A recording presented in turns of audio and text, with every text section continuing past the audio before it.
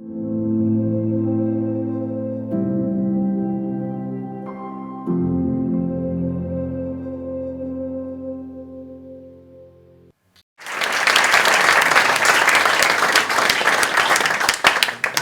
morning.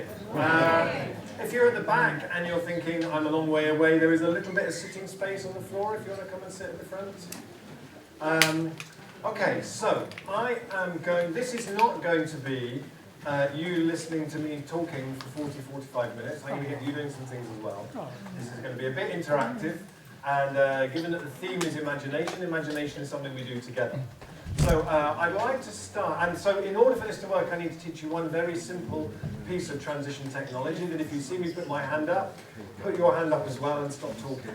Just a quick practice. Very good, you've done this before. And then that means that we can do things a little bit faster. So, your first activity is to identify somebody next to you that you didn't know before you came. Have a quick look around, see who your partner might be.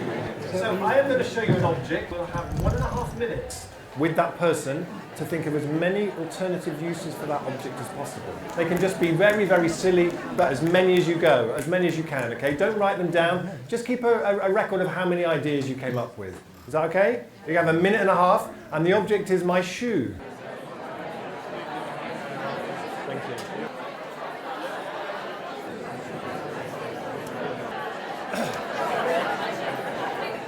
Put your hands up if you came up with more than 5, more than 10, 15, 20. Okay. Were there any where you thought, that was genius, that was so brilliant? I really hope we get the opportunity to share that with everybody in this room. Yes? We came up with like a bird's nest. A bird's nest. Thank you very much. I won't leave my shoes lying around here. Yes? A horse's nose bag.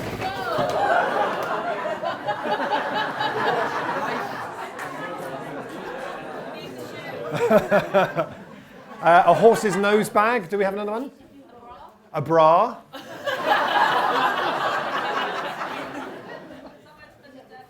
Somewhere to put a dirty nappy. A home for your pet elves. Very good. Something to yes. A champagne bucket. I'm keeping my shoes firmly on after this answer. So thank you. Thank you.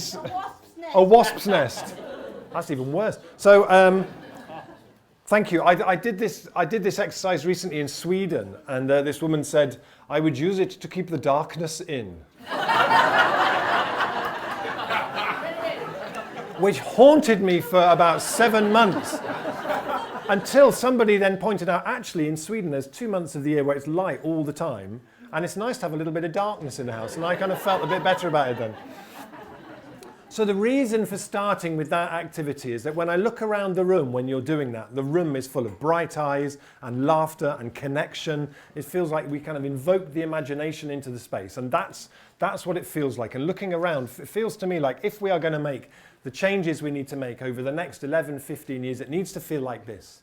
Not like a long sort of walk home in the rain on a Thursday afternoon. It needs to have that sense of connection and brightness and imagination and possibility.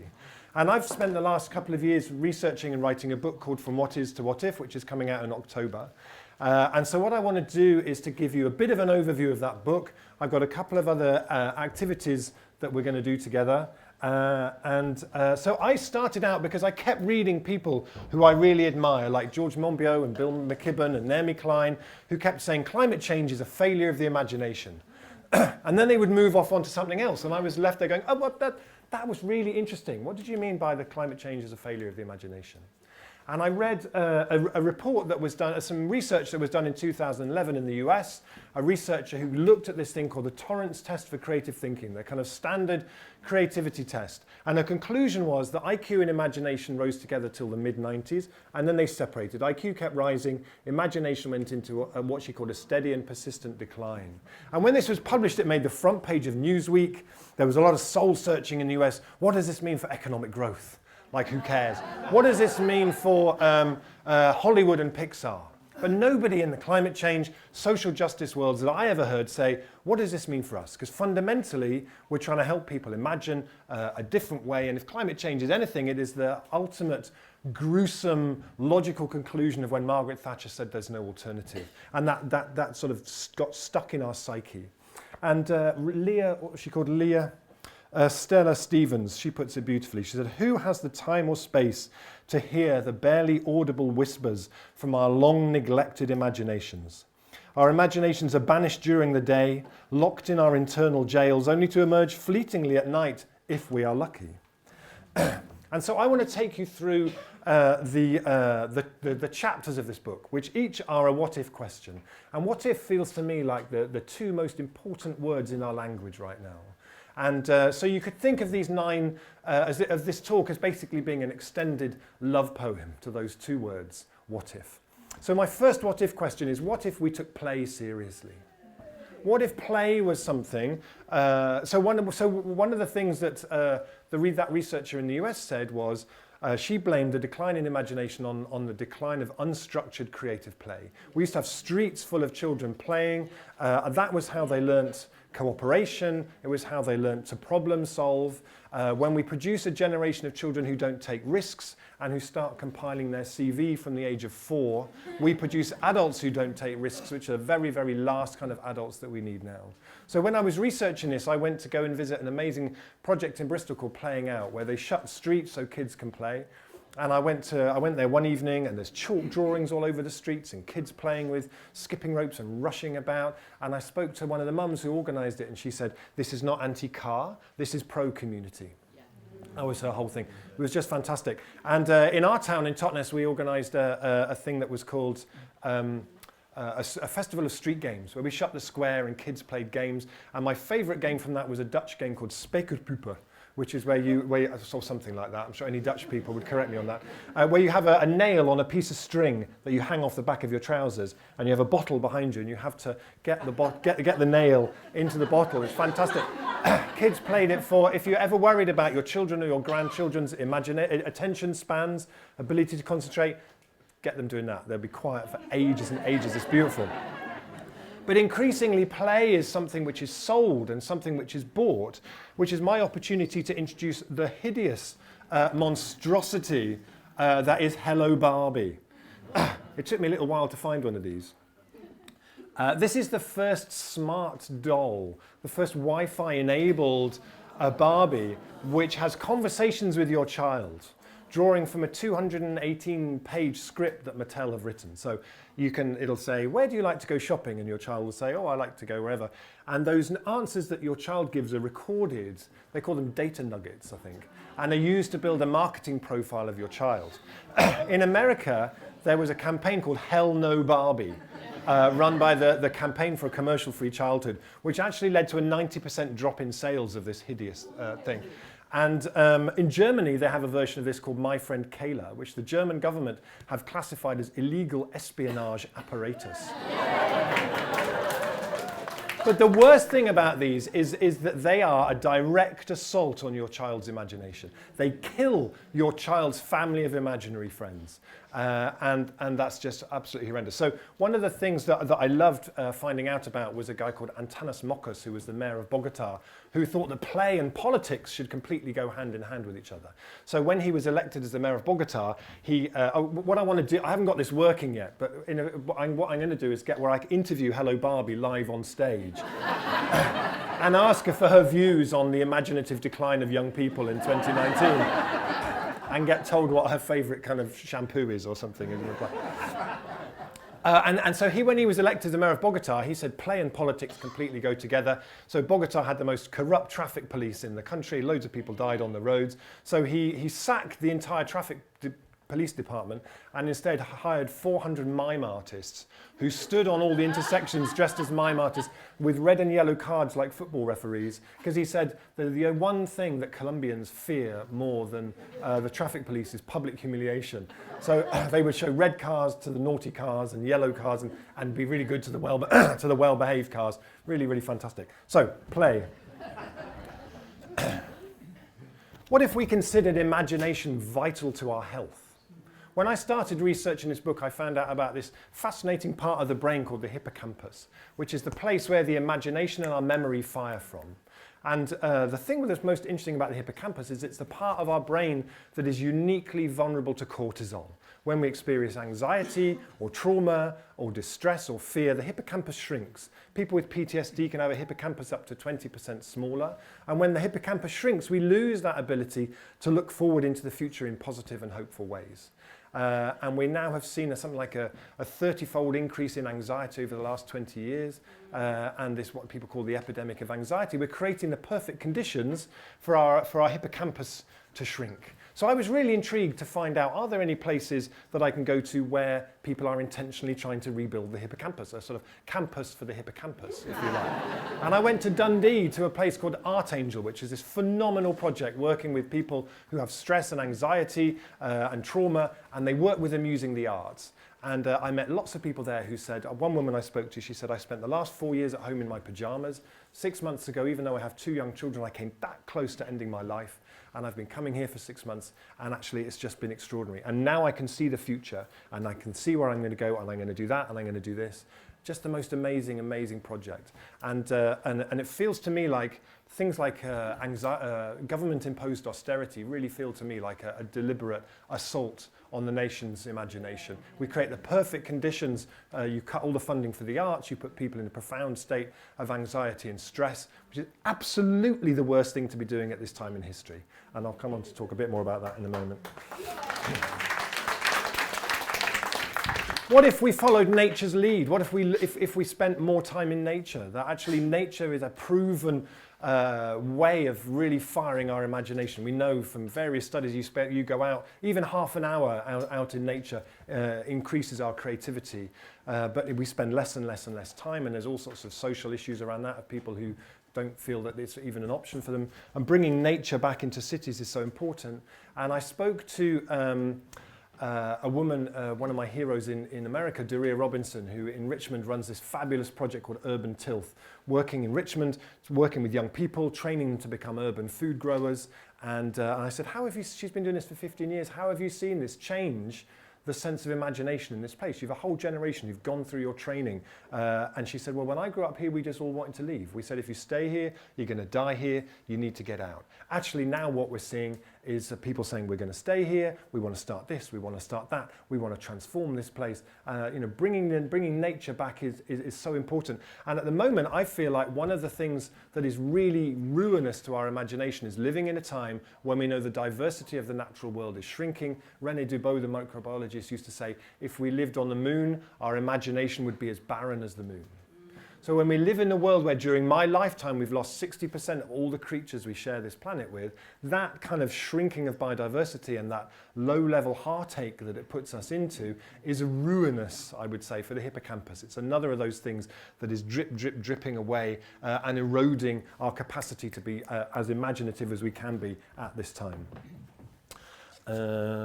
What if we fought back to reclaim our attention? I think we live in a time where our attention spans are absolutely in shreds. I found it when I started to research this book. I had a big pile of books. I'd spent the previous 10 years doing sort of Facebook and writing blogs and putting them on here and putting them there. I sat down to read books. Page 1, that's all right. Page 2, okay. Page 3, maybe you should just check your Twitter. Page 4, there's probably some really important emails there waiting for you. Actually to sustain attention is vital for our ability to be imaginative. And I spoke to Douglas Rushkoff, who's an American sort of media theorist guy. He said, we've ended up over the last 20 years disabling the cognitive and collaborative skills needed to address a collective problem like climate change. So it feels to me like the part of the problem is there are lots of other people who value our attention far more than we value our attention and who are really, really skilled at getting access to our attention. So there's a real need to put the reclaiming of our attention back at the heart of all of this. And the last one before I get you to do something else for me is what if school nurtured young imaginations? What if we left school at 18 with our imagination like a superpower? If we left school and anything felt possible, if those years at school had given us that sense that that we can do anything. And I visited an amazing school in Plymouth called the Plymouth School for Creative Arts, which came out of the art college in Plymouth, where they noticed all these kids were coming and saying, this is so great. We spent the last 12 years learning to pass tests and trying to guess the right answer that's in our teacher's head. This is the first creative thing we've done during that whole time. So they started thinking, well, what if we designed a school like an art school? What if we designed a school that ran like an art college? So we didn't have classrooms, it had studios. And it worked in that same way, and they've created this really phenomenal school based on that. At the moment, we're seeing a government who are devaluing arts to the extent that if you mention the words English baccalaureate to anybody who works in art education, they look like they're either going to hit you or burst into tears, as just driving the art. We've seen a 39% decline in kids taking art subjects at GCSEs, a 20% decline in teachers who are teaching that stuff, at the very time when we need to be really firing our kids up with imagination. So that's a really important one. So my exercise for you now is, this will answer the question that I'm sure you have all been wondering about for a very long time, which is, what does a time machine sound like? Isn't it? Am I right? You've been thinking about that all the way up here. You're wondering, well, what would a time machine sound like? Okay, so I'm going to tell you, a time machine sounds like this. All of us, beautiful. See, now you know. That's exactly what a time machine sounds like. So I'd like you to find a pair with somebody else who wasn't the person you made a pair with before, and try and sort of just shuffle around a little bit so that you're kind of facing each other if that's possible. Is there anybody else who doesn't have a partner? There we go. Can you two join up? Okay, so I'd like to invite you to close your eyes, if I may, please. And I'd like you to, so what we're going to do in a moment is we're going to go forward about 11 years to 2030 in the future. And in 1955, Martin Luther King, on the first day of the Montgomery bus boycott, gave a very famous speech. And he said, right here in Montgomery, when the history books are written in the future, somebody will say, there lived a race of black people, people who had the moral courage to stand up for their rights. And thereby they injected new meaning into the veins of history and of civilization. And we're going to do that. So the exercise we're going to do is we're going to go forward 11 years into the future. And the 11 years between then and now have been a time of extraordinary and previously unimaginable change. Sparked by Extinction Rebellion in 2019, 2020, by 2020, the government declared a target of 2030. The policy, the resources, business lined up, communities were mobilized, and we saw the most phenomenal time of focused change. And in a second, we're going to spark up our time machine, and we're going to travel forward to that time. And the invitation is when we get there, we're just going to sit for a minute in that space in quiet. And then I'll just say something, and then you can just start sharing with each other, keeping your eyes closed, just saying, what I see, what you smell, what you feel, just sharing reflections that you see there, okay? So we're going to start our time machine up and go to 2030.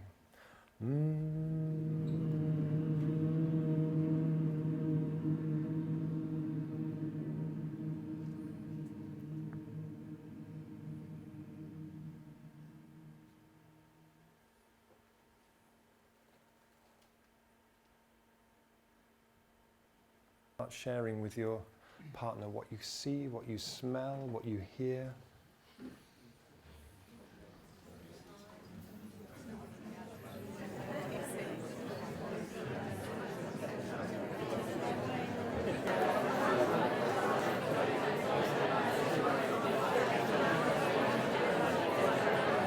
I wonder if we don't really have time to sort of go around and hear everybody's stories, but it would be really nice just to hear from a couple of people how that felt as an exercise to do. Uplifting. Uplifting. Visioning. Visioning. Optimistic, yeah.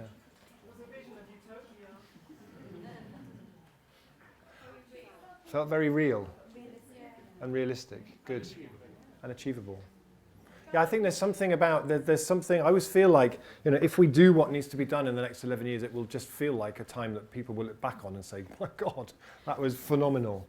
And actually, I did this exercise a little while ago in France with people who were climate activists, and one woman said to me afterwards, I've been a climate activist for 20 years and I realise I've never done that. So I'm campaigning for something that I can't imagine.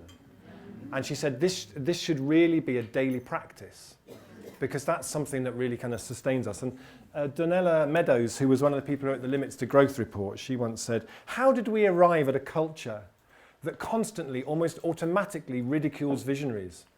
Whose idea of reality forces us to be realistic? When were we taught and by whom to suppress our visions?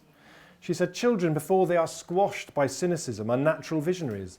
They can tell you clearly and firmly what the world should be like. There should be no war, no pollution, no cruelty, no starving children. There should be music, fun, beauty, and lots of nature. People should be trustworthy, and grown-ups should not work so hard. It's fine to have nice things, but it's even more important to have love. As they grow up, children learn that those visions are childish and stop saying them out loud. But inside all of us, if we haven't been too badly bruised by the world, there are glorious visions.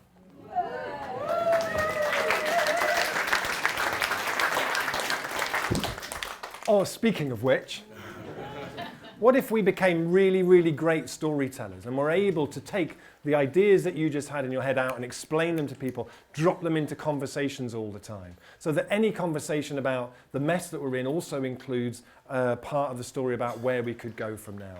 And one of the guys who I've been really inspired by is this guy, who's called James Mackay, who works at the University of Leeds. He draws the future in ways that often people draw the future and it's a bit obvious. It's like, well, here's my hemp handbag with my organic carrots in, or they're just a bit too Star Trek. Actually, he goes out into Leeds and he sits down on the street and he just starts to draw what's in front of him. And as people go past, he says, what could this place look like in the future? And then he adds their things into the drawings. He said, any conversation about the future that we could create needs to start with just a sketch, a simple sketch. That's all you need. And he said to me, I used to be profoundly pessimistic, but doing this work and working with people's visions and stories actually has really kind of changed his outlook on things. And I'm really taken with that idea. Obviously, there's ways that we can kind of invoke that future that are kind of obvious ways, like drawing it like this. But I think there's also how do we give people a sense of what it would feel like? How do we do it in not necessarily really kind of obvious ways? And Quentin Blake, who is one of my total heroes ever since I was a child and saw him on Jackanory with a big blank wall and a pen saying, so there was a boy called Jack who lived in a house up on top of a hill. I was like, oh my God, I want to do that. And he did a series of murals at a maternity hospital in Angers in France. And his thing was, he said that they were a celebration of what's going to happen and a reassurance that that's what will happen. And so as you come into the hospital, you come in past these beautiful murals, and I'm just going to show you 3 of them because I love them.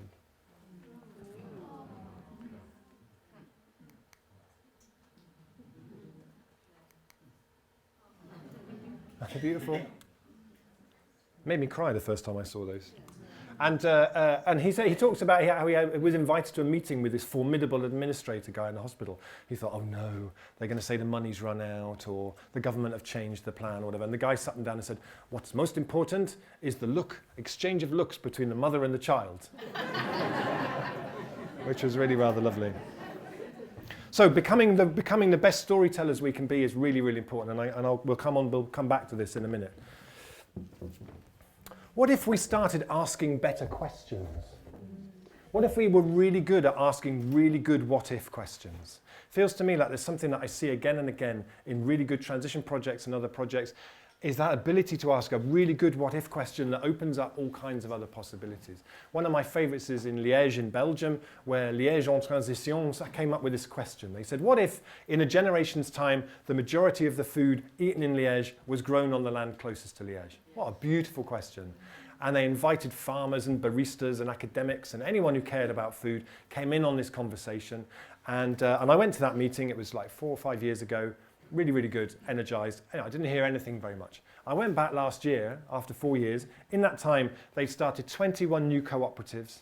They'd raised 5 million euros of investment from local people into those cooperatives. They'd started 2 farms, 2 vineyards, a brewery, which I had to go and visit. We all have to make sacrifices for these movements.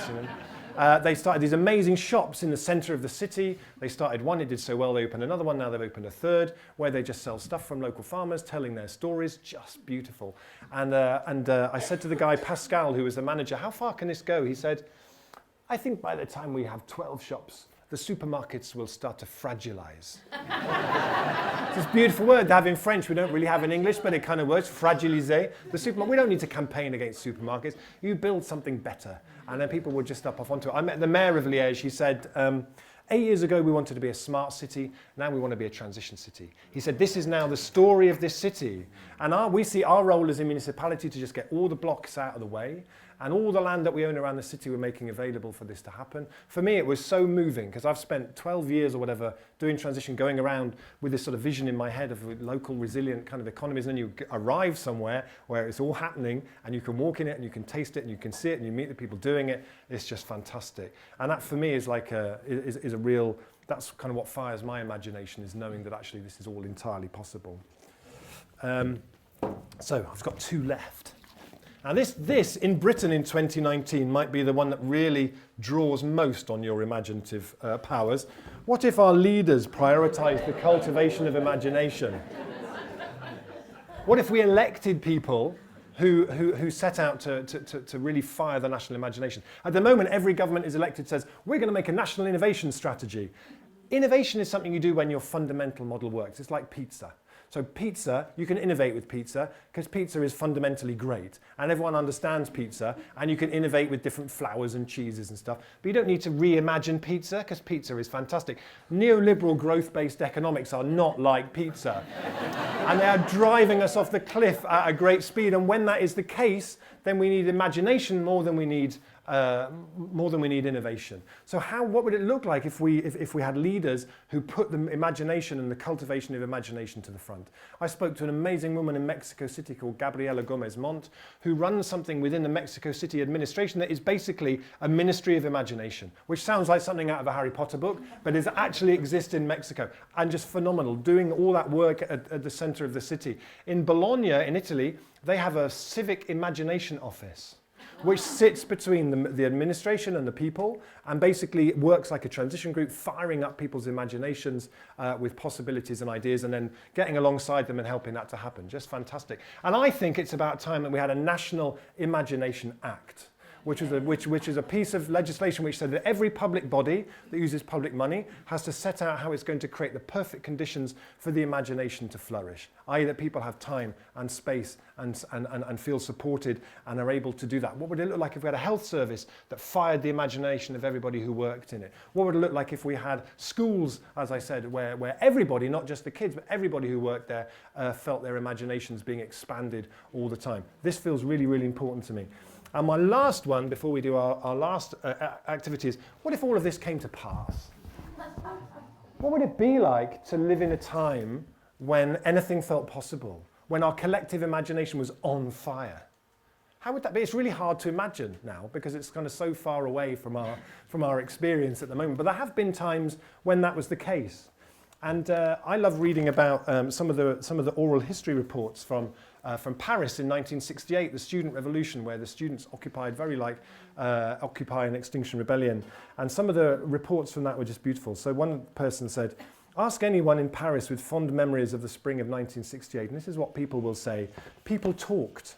Students on the street found themselves in conversations with teachers and professors for the first time. Talk to your neighbour were words written on the wall.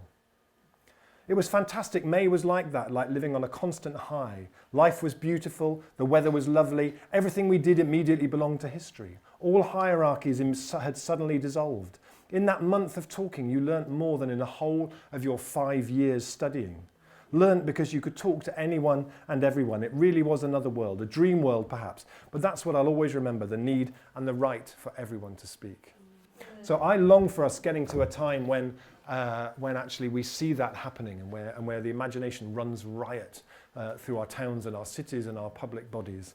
And the last thing I would like to do with you is, so for me, we've looked at when we can go forward and see ourselves in the near future when we've seen this incredible mobilization, but how do we get started? How do we tell the stories about how we get started? Drew Dellinger was here the other day, and he said the future belongs to the most compelling stories. And so we're going to tell a story now. We're going to tell a group story, and the imagination always thrives best when it has limits. So when you put limits, whether it's a haiku or hip-hop or whatever it is, when you put limits around it, or Dr. Seuss writing a book with 50 words, those really help the creativity. So we are going to tell a story, you're going to tell a story about some people who started this change happening, and your constraint is the letters of the alphabet. So just shout out things. Again, this is not school, there are no right answers. So what's the protagonist of our story called? Annika. Annika, very good. And where did Annika live? Bristol. So Annika lived in Bristol, and what did Annika do? What was Annika's job? Oh, sorry, a carpenter and a chocolatier, did I hear? Which is it, carpenter or chocolatier? Carpenter, okay. So she was a carpenter, but she also, when she wasn't being a carpenter, she had a particular sort of passion and obsession, something that she was really into. Druids. Okay. We can go with druids, it's okay. So Annika was obsessed with druids. Her house was full of druid stuff. And so one day she met somebody else who's another person in this story who is called? Eric. Okay, so Eric and Annika, they met each other at the carpentry thing they were doing. And what did Eric do? He was a farmer. He was, or what was that? A fish. Oh, he fished. Oh, he fished. All right. Yeah, I think maybe we'll go with farmer, just for okay. So he was a fish farmer. Maybe okay. So Eric was a fish farmer, and his particular thing that he was kind of obsessed with outside of work was ghosts. I like that. That's very good. Okay. So when they got together, they started having these conversations, Eric and Annika, and they found that they both really shared a passion for a particular thing in Bristol that they felt really needed changing. What was that? Housing or hedgehogs? Hedgehogs or housing? I'm hearing housing, maybe. Hey, homes for hedgehogs. All right, we'll go with that. Okay. They felt there was a real crisis in Bristol of good housing for hedgehogs.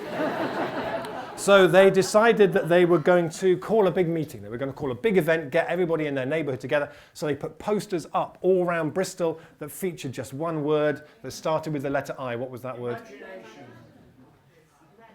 Imagine. Igloos. Igloos. Yeah, with a little picture of a hedgehog sticking his nose out of this igloo. Okay. So they held this event, and loads of people came.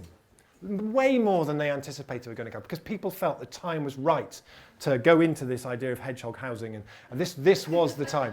And so they ran an open space event and got lots of different people's ideas. And one of the main projects that came out of this was J. So it's a project that starts with J. Joy isn't quite. Joint gardens. So we could join up all the gardens across Bristol. Very nice. And at its heart of this was what? K, something in each of these gardens. There would be something placed in each of these gardens. Kennels. Kennels for hedgehogs and igloos. These are some spoiled hedgehogs. Housing choice for hedgehogs. Okay, so then they started this project, and it started taking off across the city, these hedgehog kennel garden, joint garden things, and it inspired people to do other things. Other people felt this growing sense of agency and possibility in the city. So they started other projects such as Laughing. Oh, so just joint laughing, just as a general thing, okay. Anything else that started with a K, maybe? We had done K, J, K, L, M. M, laundries, M. Sorry? Moving garden walls, breaking them all down, it's one big garden. Okay. Music. So music started popping up everywhere. Anything with N that we could have as well? Nuts. So the streets of Bristol filled with nuts and music. And I did this on my way up here in Frome, and they said they would create a museum of niceness. Was their M&M? A museum of niceness. So maybe Bristol could have a museum of niceness as well as part of this. And one more thing, starting with O. Oak trees for the druids. Yeah, he was very keen on that. Annika was particularly keen on that. Yeah, very good. So at this stage, all these projects had got going. There was this real buzz in the city. There was a whole kind of a flow that was going on. And so the local paper ran a big spread about it. And what was the headline to celebrate all of these stories, starting with P? Peanut butter. Paradise. Peanut butter is a little bit surreal. Yeah. Maybe that was page 2. Hedgehogs like peanut butter, that is true. Okay, and then the local government decided they needed to start a project around this time, something starting with a Q. They were inspired to step in and do their bit. Question time. Yeah, question everything. A big sort of open space for people to come together. And at this time, Annika and Eric realised they'd been doing this now for 5 years. They'd seen the transformation of Bristol. They'd seen all kinds of things going on. There were oak trees everywhere, hedgehogs, music, laughter. The place had really changed. They sat down together to say, oh, how are you doing? Rest. So she said, how are you doing? And he said a word starting with R. Romance. Now you're ready. You're taking the story off somewhere now. And how did she say she was feeling? Starting with S. I dread this one. Sleepy. Yeah, let's go with that. This is a family show after all. So then they decided that together they were going to create a project that started with T, that brought together the two. They felt this now has a momentum. This is off and running. Let's create something that brings our two passions together of druidry and whatever the other thing was. Ghosts. Druidry and ghosts. So they wanted to do a project that started with T that celebrated their love for those.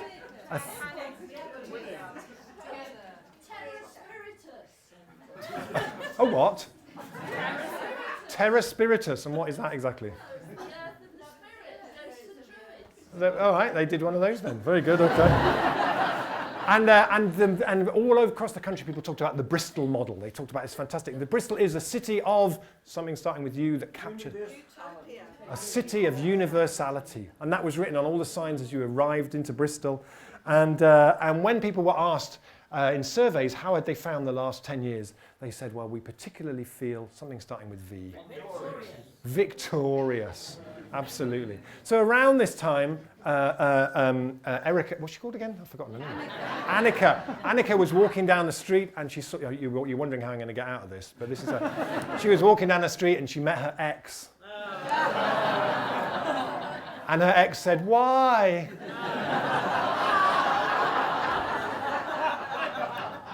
And then what happened then, so at the very end, after 10 years, this had been transformed the city of Bristol, and the people of Bristol put up a plinth, and on top of it, they placed an object starting with Z, which captured and somehow symbolised the phenomenal transition and transformation of that city over the 10 years. That object was? A zither. Zebedee. I like that. The ability to bounce back, resilience embodied in one children's TV character.